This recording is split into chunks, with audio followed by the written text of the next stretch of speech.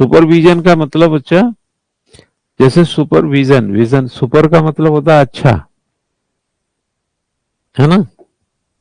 जैसे हमने सुपर किया और विजन किया, इसको दो, वैसे तो एक शब्द है जिसको हिंदी में बोलते हैं पर्यवेक्षण, है ना। लेकिन अगर हम इसको दो भागों में बांटे तो सुपर का मतलब होता है अच्छा या अच्छी, और विजन का मतलब दृष्टि, तो इसका मतलब है अच्छी दृष्टि। ठीक है। जिस भी कार्य, जैसे कोई अधिकारी होता है जब कार्य करता है कोई सबॉर्डिनेट, तो उसका सुपरविजन करेगा। तो सुपर सुपर एक होता है इंस्पेक्ट करना, मतलब इंस्पेक्टर टाइप का काम करना, इन्वेस्टिगेट टाइप का करना, जैसे वो तो निगेटिव होता है। इंस्पेक्टर जो होता है, जैसे पुलिस में इंस्पेक्टर होता है, वो निगेटिव शब्द है, उसका काम ही है गलती निकालना। एक होता है सुपरविजन, जिसका काम है अच्छी दृष्टि, समझे ना। तो अच्छी दृष्टि वाले अधिकारियों की भी जरूरत रहती है ताकि संगठन चलता रहे। तो एक जरा पहले लिखोगे मीनिंग, एक हेडिंग लिखो, बाकी ये सरल है, पढ़ते समय सब समझ में आ जाएगा। लिखिए meaning.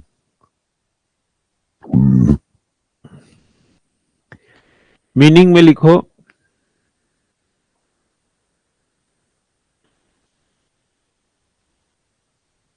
supervision is a compound of two terms. Supervision is a compound of two terms. Super and vision, जैसा भी हमने बताया,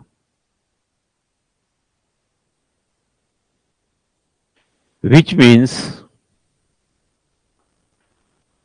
overseeing, which means overseeing.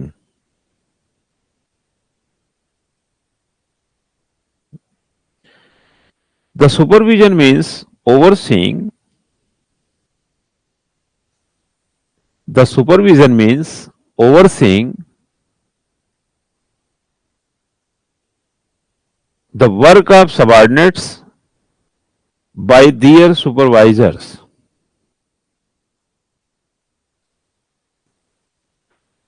Work of subordinates by their supervisors.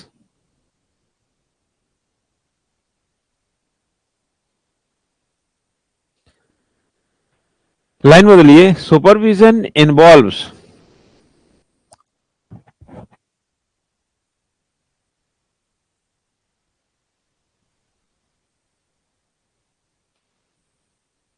Various activities.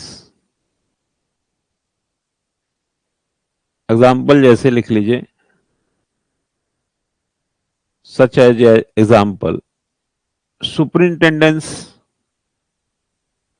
इसमें ये सब चीजें सिमिलर तो नहीं है, बट नेचर वाइज देखेंगे तो यही चीज है।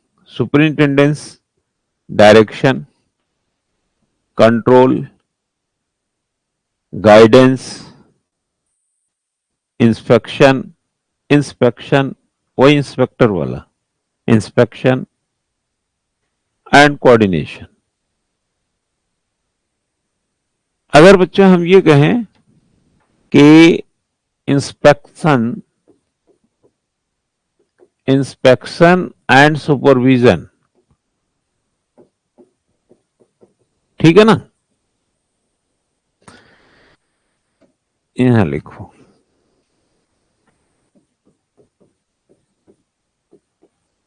Inspection and supervision. अगर हम ये कहें कि ये क्या है, निरीक्षण, ये निरीक्षण करेगा, इसको इंस्पेक्टर आप समझिए जो इंस्पेक्शन करेगा। सुपरविजन क्या करेगा, सुपरवाइजर, ये पर्यवेक्षण करेगा, ठीक है ना।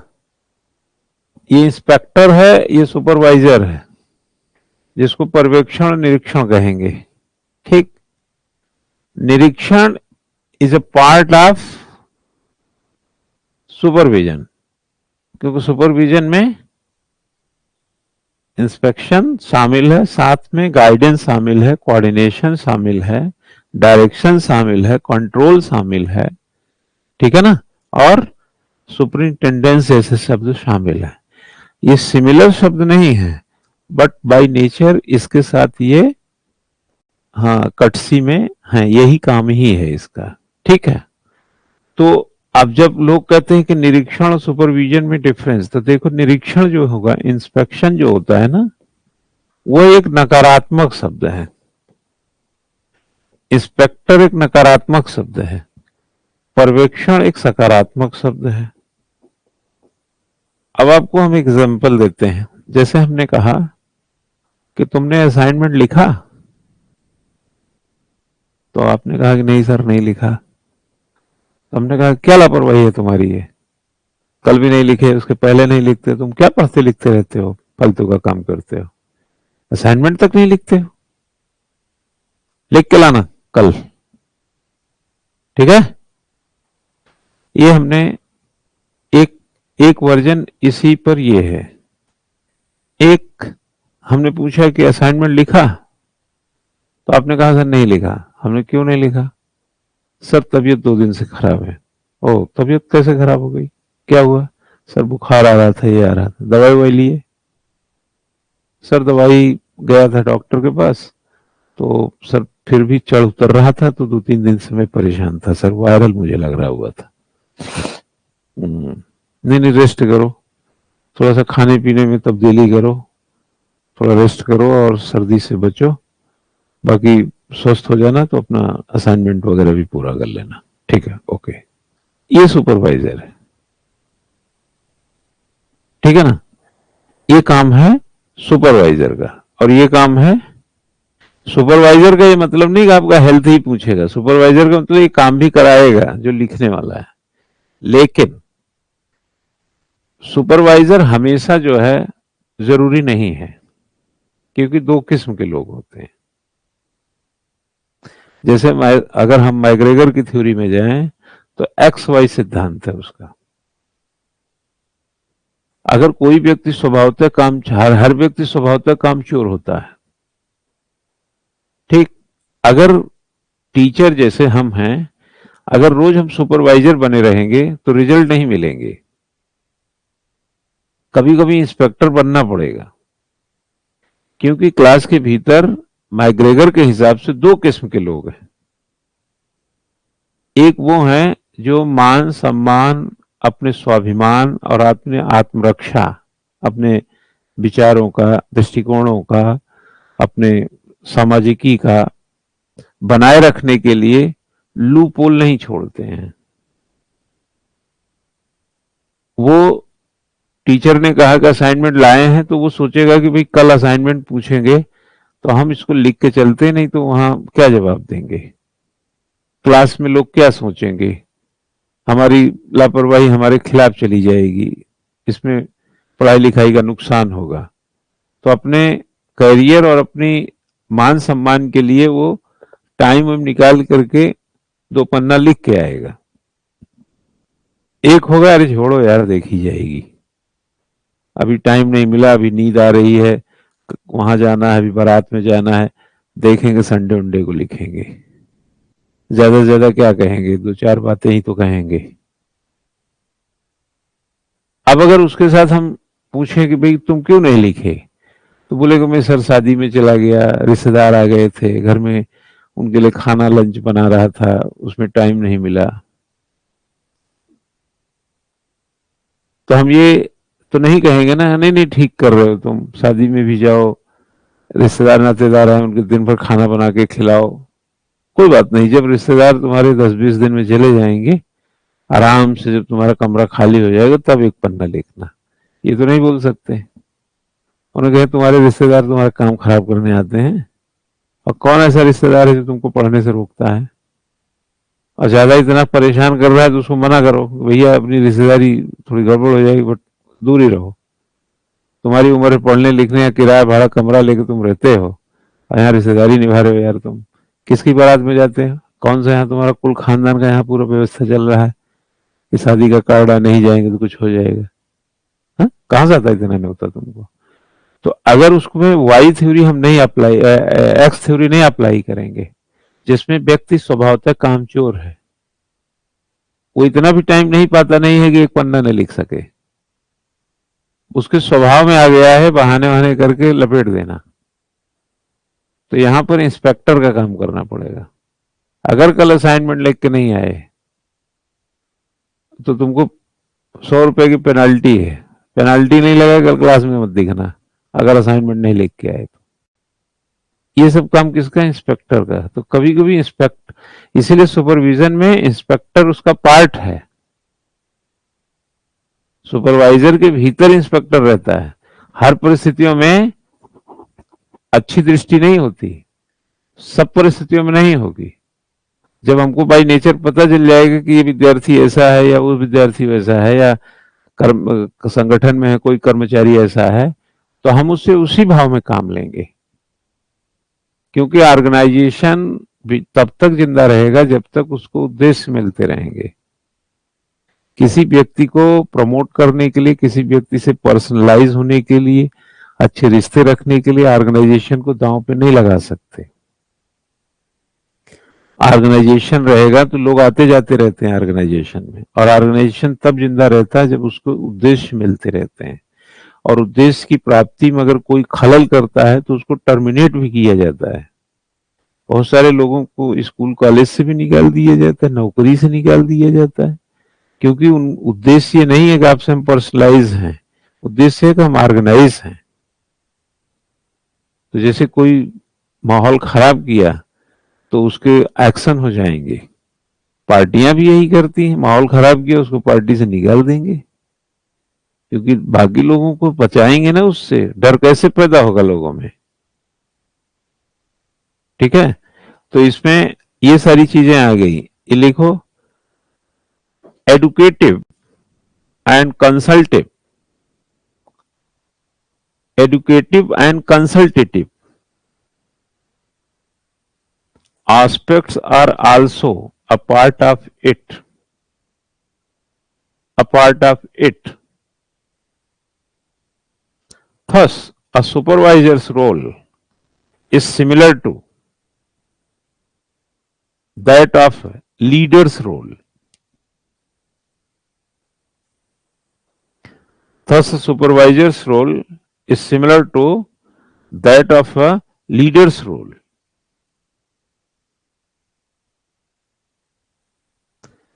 यह एक प्रकार से लीडर है ना, लीडर्स का रोल करता है। लाइन बदलो, डेफिनेशन लिखो।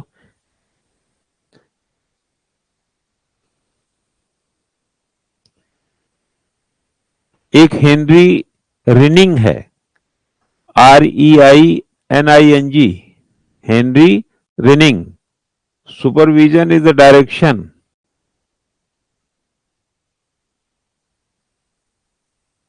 a component, ACCOMPAIED, by authority of the work of others, work of the others. सीधी सी बात है, दूसरे के कार्यों को हम डायरेक्शन दें, उसको निरीक्षण करें। टेरी एंड फ्रैंकलिन, ये दोनों ने क्या कहा है? TRRY Terry, Franklin FRANK Frank, और link Lin, Franklin LIN Franklin. Supervision means guiding and directing,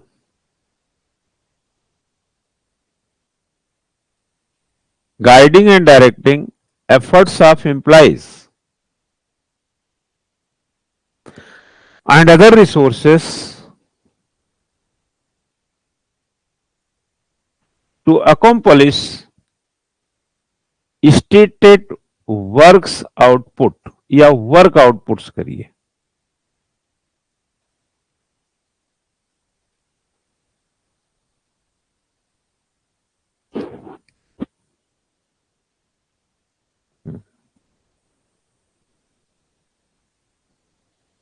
line बदलो। The principle of supervision, the principle of supervision is a process, inherent is inherent in the hierarchical structure. In the hierarchical structure. अगर आप देखेंगे तो ये ऊपर का अधिकारी नीचे वालों को सुपरवाइज करता है, ये हायरार्कियल की स्ट्रक्चर भी है, जिसे ऑलमोस्ट क्या बोलते हैं, स्केलर चेन बोलते हैं, है ना, hierarchical structure of the organisation under which each employee at all levels कर दो, at all levels is subject to supervision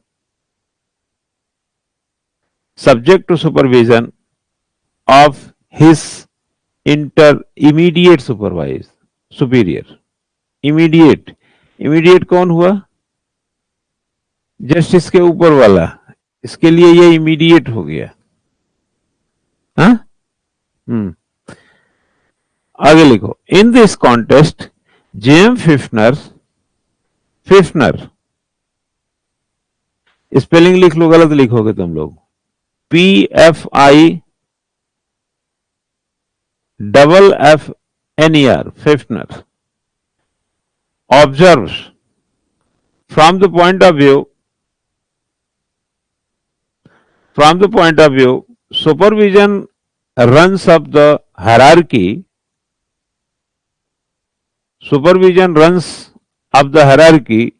to its highest levels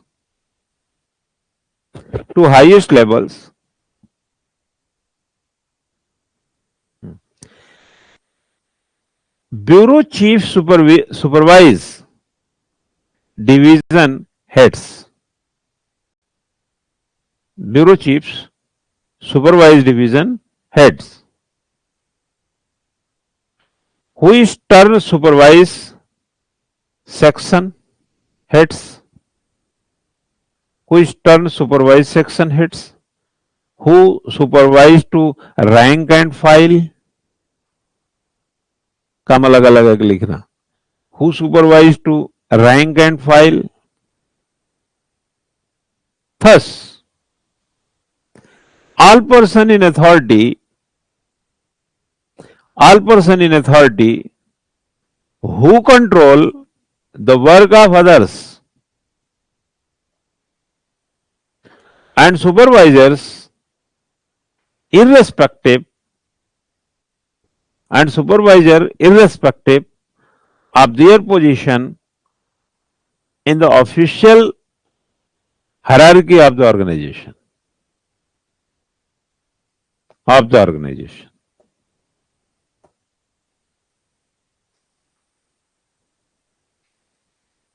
ये थोड़ी सी जानकारी है डिफिनीशन और इसके करेक्टर को लेकर के, हल्का सा आपको आइडिया आया होगा। एक हेडिंग डालो, फंक्शंस।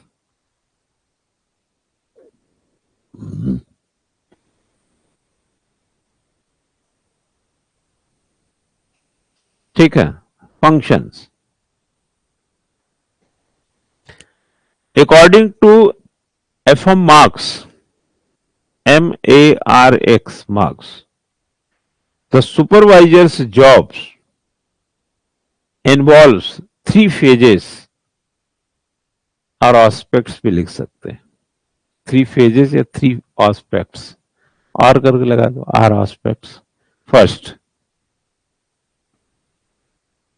substantive, पहला बोला substantive, नहीं समझ में आता तो R technical लिख लो,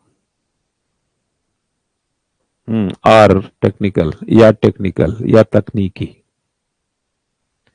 इसको एक लाइन में लिखो। This relates to the work to be done, that is a supervisor should know the techniques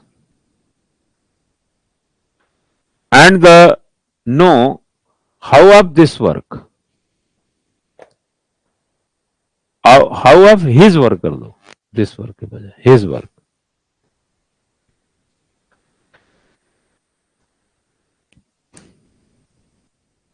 दूसरा कहता है इंस्टीट्यूशनल और ऑब्जेक्टिव।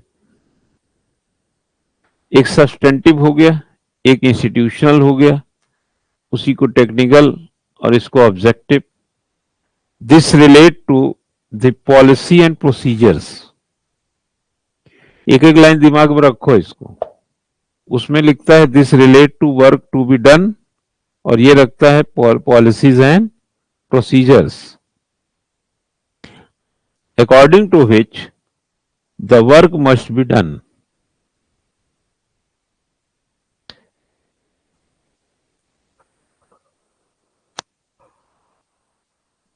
तीसरा है personal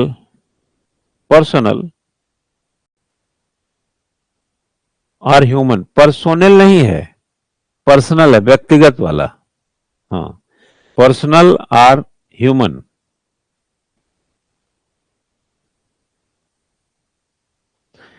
this relate to the handling of workers. इसका किससे है लेना देना? वर्कर से। That is a motivating the work group to perform its tasks with the framework of policy and procedure। यह टास्क रहता है देखना कि पॉलिसी एंड प्रोसीजर में सब काम कर रहे हैं कि नहीं कर रहे हैं, है ना। उसमें पॉलिसी एंड प्रोसीजर ही सही से लागू हो रही है कि नहीं, और उस हाँ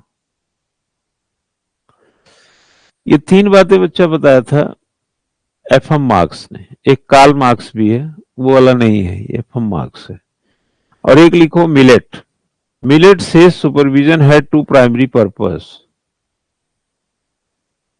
मिलेट, इसको जेडी मिलेट बोलते हैं।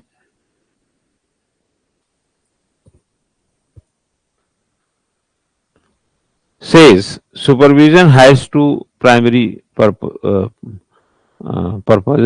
purposes कर लीजिए। फर्स्ट क्या बोलता है? Achieve coordination among the component part of an agency। achieve coordination among the component part of an agency। उसका कहना है कि उसने कहा कोऑर्डिनेशन को अचीव करना, कोऑर्डिनेशन इसका पार्ट है ही, है? दूसरा है ensure that each unit of an agency. ये इंश्योर करो कि जो सभी अलग अलग इकाइयां हैं accommodates the task each has been assigned।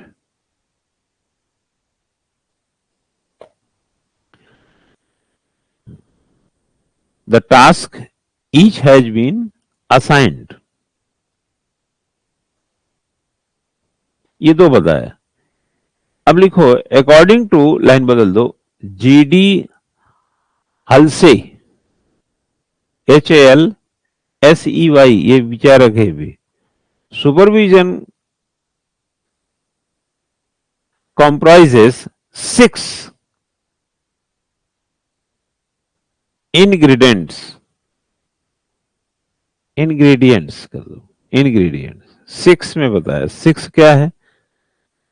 ये रटने का चीज है, थोड़ा सुपरविजन का मतलब समझ गए सब लोग, अपना अपना तरीका बता रहा है। पहला है selecting the right person for each job. Supervision क्या है? जो नौकरी है उसके लिए पहले सेलेक्ट करो सही व्यक्ति, सही स्थान पे सही व्यक्ति। FW टेलर की भी थ्योरी में रहा है साइंटिफिक मैनेजमेंट में। अगर आपने इलेक्ट्रीशियन की जगह प्लम्बर बुला लिया और पंखा उंखा कोई गड़बड़ नहीं है तो उसको बेकार का आदमी बुला लिया आपने। Selecting the right person of each job. Next, arousing in each person interest in his work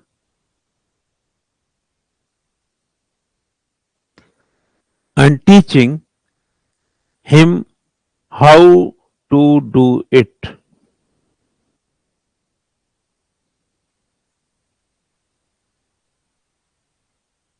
How to do it.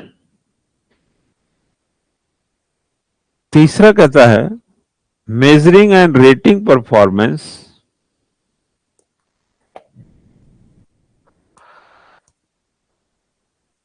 to the sure that teaching has been fully effective.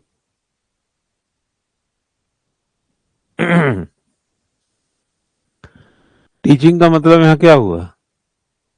Supervisor जो बताता है, समझे ना, टीच करेगा ना, speak करे, teach करे, statement दे, कुछ कहे। नेक्स्ट, एडमिनिस्ट्रेटिंग होना चाहिए। एडमिनिस्टर जब लिखते हो तो ERING आ जाएगा, एडमिनिस्ट्रिंग। करेक्शन, जो प्रशासनिक कुछ करेक्शन करना है। Where necessary and transforming employees, where necessary and transforming employ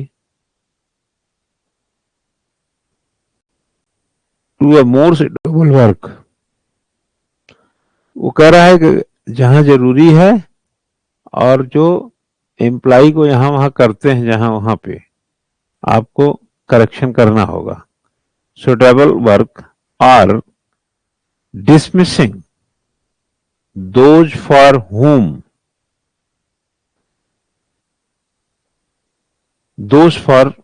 whom this proves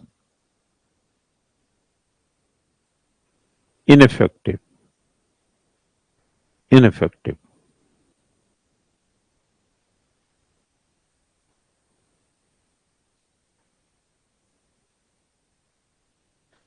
next लिखो, कमांडिंग wherever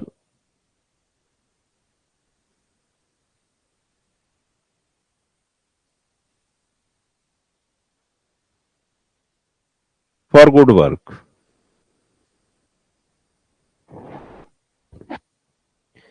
एक लास्ट लिखो, फिटिंग ईच पर्सन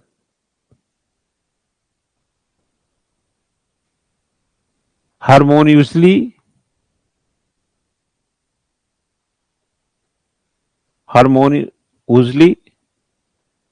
स्पेलिंग लिख लोगे ना, इनटू द वर्किंग ग्रुप।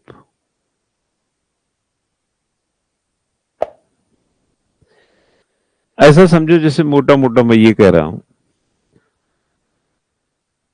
जैसे मैं क्लास में एक सुपरवाइजर हूं, ठीक, हम कोई सवाल का उत्तर हम किससे मांगना चाहते हैं, ये हम चेक करेंगे कि ये अगर सवाल का जवाब दे दिया तो बाकी स्टूडेंट्स को ये चीजें क्लियर होंगी कि स्टूडेंट्स, टीचर जो है पूरी क्लास से सवाल का उत्तर नहीं ले सकता।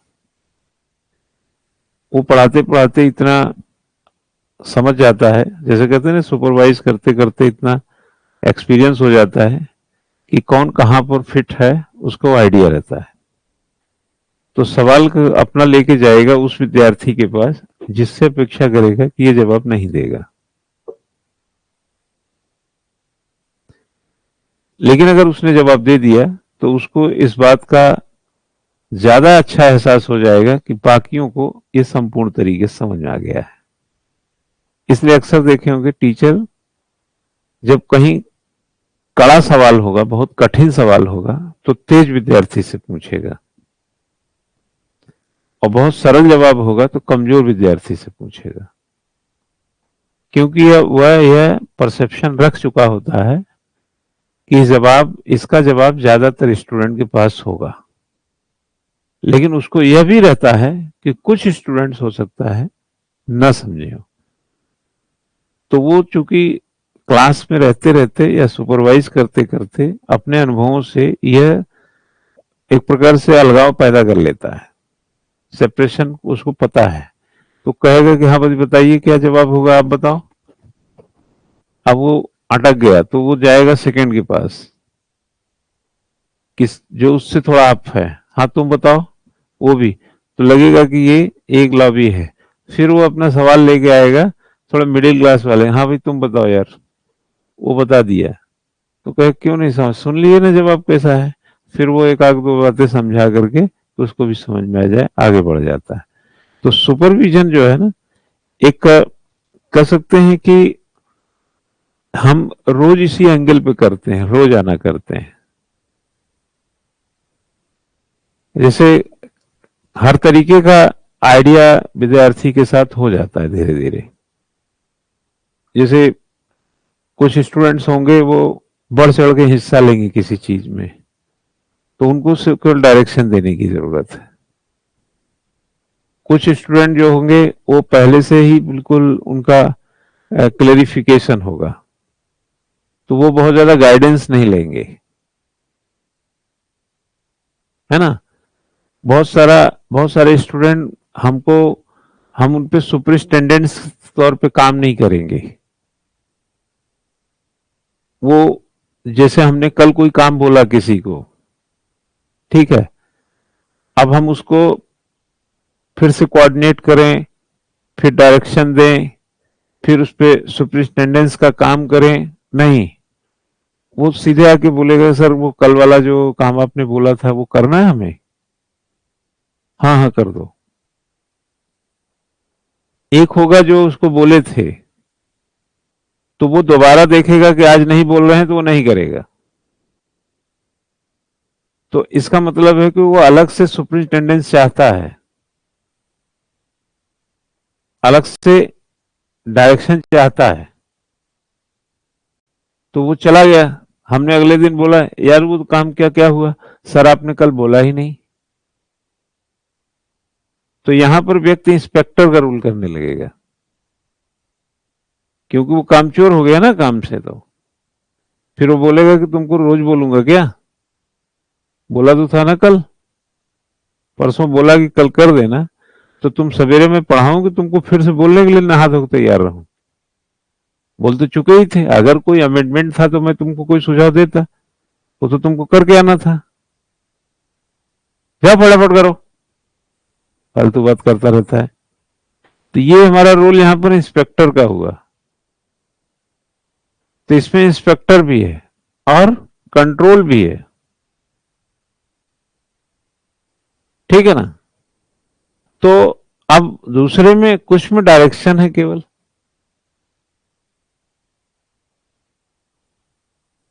ठीक है ना। जैसे आप ही लोग असाइनमेंट के लिए बोलता रहता हूं, तो जो असाइनमेंट नहीं लिखते हैं तो उनको हम कंट्रोल करते हैं,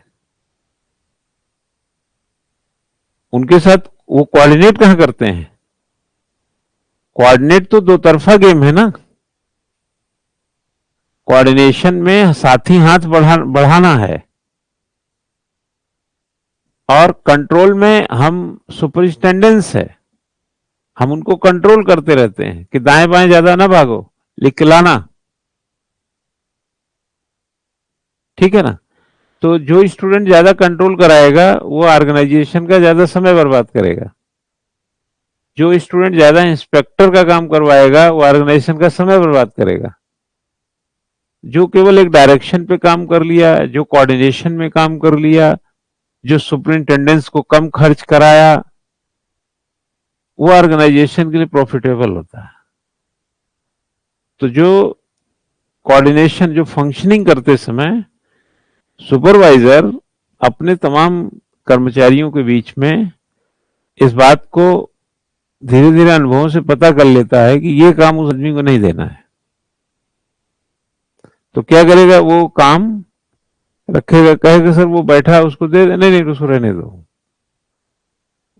दूसरा जो जो सोचा होगा बोले कल वो आएगा उससे ये काम कराएंगे, उसको काम देंगे तो उसकी सारी गलती ही ठीक करते रहो पहले तो वो क्या करें, इंस्पेक्टर का काम, कंट्रोल का काम वो कोऑर्डिनेट नहीं करेगा, घड़ी देखेगा टाइम हो गया निकल लेगा। कोऑर्डिनेशन इशू रहते हैं उसमें। तो वो ऑर्गेनाइजेशन में जो हेड ऑफ इंस्टीट्यूशन है उसका मूल्यवान समय बर्बाद करेगा, क्योंकि डांटने में भी तो समय लगता है, समझाने में भी समय लगता है, गलती सुधारने में भी समय लगता है। अगर एम्प्लॉय ऐसे हो जाएं कि सुपरवाइजर सिर्फ डांटता रहे, उसकी नेगेटिविटी को बताता रहे, उसको अच्छी बातों से समझाता रहे, तो फिर वो थोड़ी देर के लिए तैयार हो गया, आधा दिन के लिए, फिर अगले दिन वही खेल। तो ऐसे लोगों को नौकरी से निकाल देना ही बेहतर रहता है, क्योंकि वो कोऑर्डिनेट नहीं कर रहा है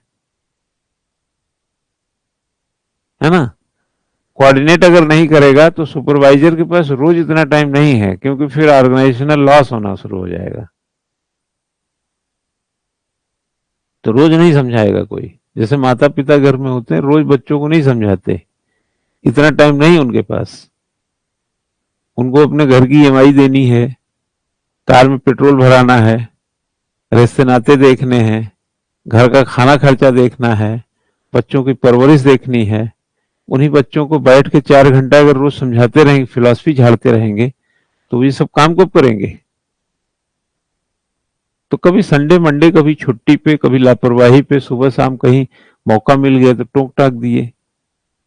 तो इसीलिए देखेंगे एज ए फादर या मदर घर में सुपरिंटेंडेंस का भी काम करते हैं, डायरेक्टर का भी काम करते हैं, डायरेक्शन का, गाइडेंस का भी, कोऑर्डिनेशन का भी, कंट्रोल का भी, और इंस्पेक्टर का भी। जब वो झाड़ू लेके मार 2 झाड़ू मारती है ना, वो इंस्पेक्टर का ही काम होती है, और उसमें कंट्रोल करने के लिए होता है। और जब कोई काम आपसे कहा गया कि बेटा जरा ये कर दो, तो आपने कहा मम्मी हमें ये कर दो इसको, हाँ हाँ कर दो, कोऑर्डिनेट करते हैं, तब उसमें सुपरविजन तो है ही, अच्छी दृष्टि तो है, वेरी गुड। अब जैसे आपको पढ़ाई का कोऑर्डिनेट करना चाहिए, आप रोज इंस्पेक्टर का काम करवा रहे हैं,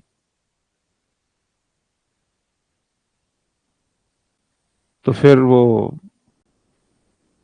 लफड़ा ही हो जाएगा ना उसमें। तो फिर तो किया धरा सब गोबर हो जाएगा। आगे लिखो Nissen. Nissen lays down, H Nissen, H Nissen, NISSEN, ये भी एक विचारक है।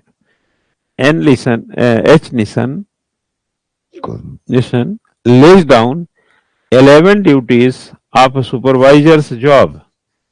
उसने 11 ड्यूटी बताई है।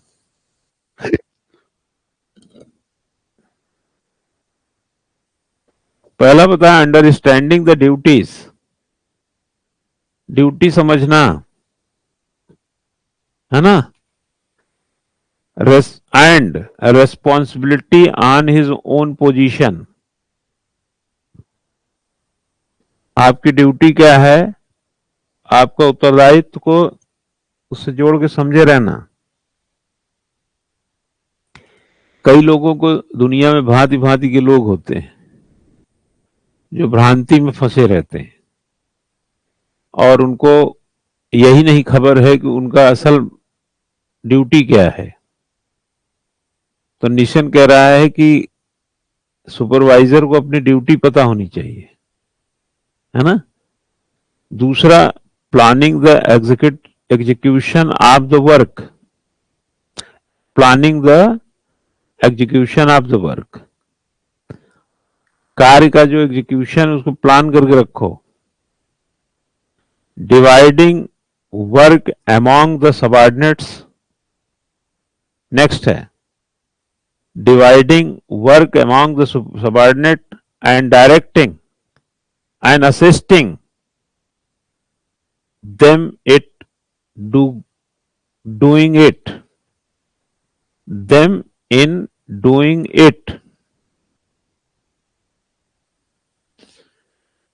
अगर आपको काम बांटना नहीं आया तो ये भी आप गड़बड़ी है।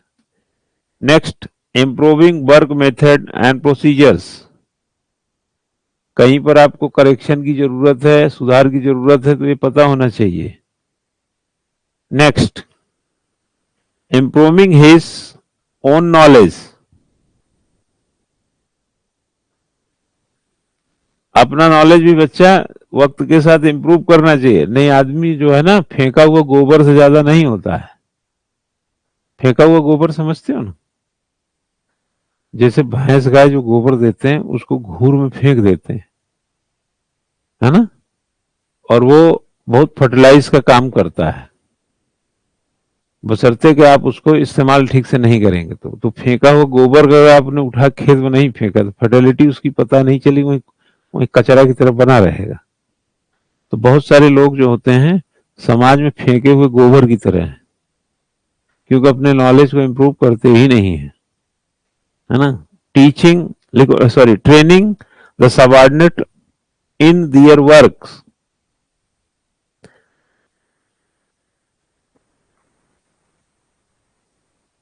Next, evaluating the performance of the employees. Employee का जो परफॉर्मेंस है उसको भी इवेलुएट करते रहना है, ये भी काम है सुपरवाइजर का। क्यों बोलते रहते हैं लिखते रहो, कुछ बोलते नहीं है कि मेरे पढ़ाने से सिलेक्शन नहीं होगा, बोलता हूं कि नहीं, है ना। लेकिन ये भी बोलता हूं कि तुम्हारे पढ़ने से जरूर होगा, और केवल पढ़ने से नहीं होगा, लिखने से होगा, और केवल लिखने से नहीं होगा, कंपैरेटिवली बेटर, अच्छा लिखने से होगा। तो ये सब एक फेज है ना, अलग अलग। तो पहले तो पढ़ना का तमीज होना चाहिए, और क्या पढ़ना है क्या नहीं पढ़ना है इसका बंटवारा सही होना चाहिए। फिर जो नॉलेज आया उसको प्रस्तुत करना आना चाहिए, प्रस्तुति में जो गलती है उसमें सुधार करना आना चाहिए, सुधार कंपैरेटिवली बेटर करना चाहिए, ताकि जब इवैल्यूएशन हो तो उसमें सिलेक्शन के चांसेस बने। तो विद्यार्थी क्या है, वो सोचता है कि हम पढ़ लेंगे तो सिलेक्ट हो जाएंगे, आईएएस बन जाएंगे। वो इस भ्रांति में कई साल फंसा रहता है।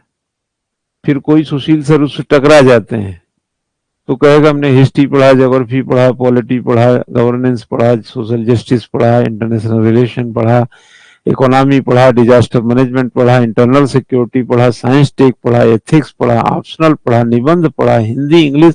सर क्या नहीं पढ़ा हमने, बट सर मेरा सिलेक्शन में नहीं होता है। सबने कहा तुमने पढ़ा ही तो है और बाकी क्या काम किया है। पढ़ाई तो किसी को भी दे दो, चाय की दुकान में बैठा पढ़ा लिखा आदमी भी इतिहास पढ़ लेगा। पढ़ के तुम क्या किए यार, परीक्षा में सवाल का जवाब देना, क्या पढ़ाई का प्रतियोगिता चल रहा है। सवाल का उत्तर लिखे, सवाल का उत्तर लिखते समय जो प्रस्तुति तुम्हारी थी उसको कंप्लीटली बेटर किए, रिफॉर्म किए, गलती को रिमूव किए, किए नहीं नहीं नहीं किए ना, किताब पे किताब लेते रहो, लेट के रजाई में पढ़ते रहे। वहां कंप्लीटली बेटर लिखना पड़ता है, क्योंकि तुम अकेले नहीं हो। ये बीए का पेपर नहीं है ये कि पढ़े और गूंज गांज के चले आए वहां पास हो गए 60-70% से। वहां एक एक लाइन को समझा जाता है, प्रेजेंटेशन सही हो, इवेल्युएशन सही हो, तब सिलेक्शन होगा। तो हमने कहा पढ़ाई तो तुम्हारी खड़ी है 6 किलोमीटर दूर और सिलेक्शन खड़ा है 6 किलोमीटर बाद, तो बिचवा का गैप कौन भरेगा चेला।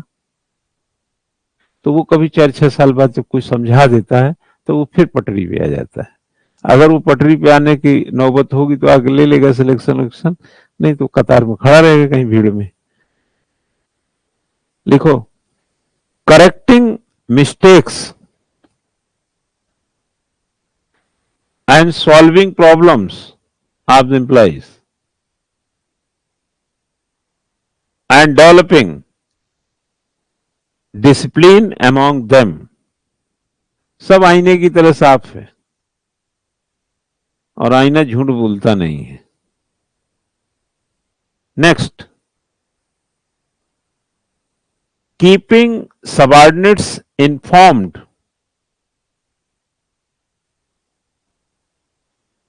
about policies and procedures of the organization। अगर आपको कंपटीशन का सही नॉलेज नहीं है, क्या समझे, अगर सिविल सर्विसेज के नैरेटिव के उसकी कनेक्टिविटी से आप वाकिफ नहीं है सही से, सिविल सर्विसेज के करेक्टर से वाकिफ नहीं है, उसके उतार चढ़ाव से, उसके रूल रेगुलेशन, उसके प्रोसीजर से अनभिज्ञ हैं,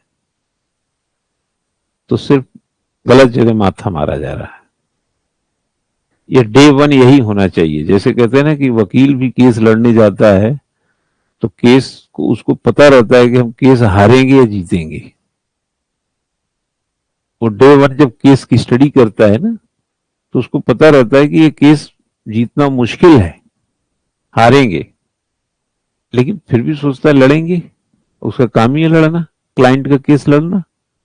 कई वकीलों को पता रहता है कि ये केस जज के सामने जाएगा, हारना मेरा तय है, लेकिन वकील है तो उसका काम ही है क्लाइंट के लिए लड़ना। उसके प्रूफ इकट्ठा करेगा, दस्तावेज इकट्ठा करेगा, आपसे सब कुछ करके लड़ेगा, लेकिन उसको आइडिया रहता है कि इसमें हम जीतेंगे नहीं, फिर भी लड़ेगा। तो लड़ाई एक तो होती है कि लड़ने के बाद क्या परिणाम आया, एक होता है कभी कभी लड़ने से पहले ही हमारे मन में आ चुका होता है कि हमारी जो तलवार है, हमारे जो योद्धा हैं नहीं टिकेंगे, लेकिन चूंकि हमारे पास विकल्प नहीं तो लड़ेंगे। भाई कोई टीम जो है 50 रन पे ऑल आउट हो जाए और दूसरी टीम को सोचे कि हम इसको 49 रन पे ऑल आउट करेंगे, तो कोशिश कर सकती है, लेकिन अगर पिच पे जब आ रही होती तो उसको पता रहता है ये मैच जीतना मुश्किल है, नहीं जीत पाएंगे। या कोई टीम 400 रन बना दे, अब आप चले हैं रन बनाने, तो आपको भी पता है कि 400 रन यार बनाना बड़ा मुश्किल है, तो जीत हार पब्लिक को भी पता रहता है नहीं जीतेंगे, लेकिन खेलते हैं ना फिर भी।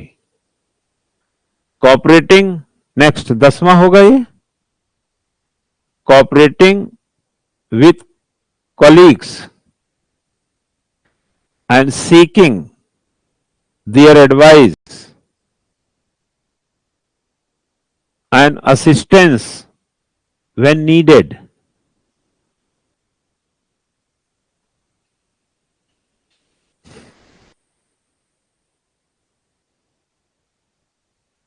ठीक है। लास्ट है dealing with the suggestions and complaints of the subordinates. जो भी सजेशन और कंप्लेंट है उनको भी समझना सोचना। ये 11 टाइप का काम बताया उसने, ठीक है ना। एक लिखो टाइप ऑफ सुपरविजन, हेडिंग भी लिखवाते हैं, इसका डिटेल कल करेंगे। टाइप ऑफ सुपरविजन, पहला लिखो सिंगल एंड प्लूरल। सिंगुलर लिखो, सिंगल ही लिख दो, सिंगल एंड प्लूरल। एक टाइप ये है। एक लिखो दूसरा लाइन एंड फंक्शनल।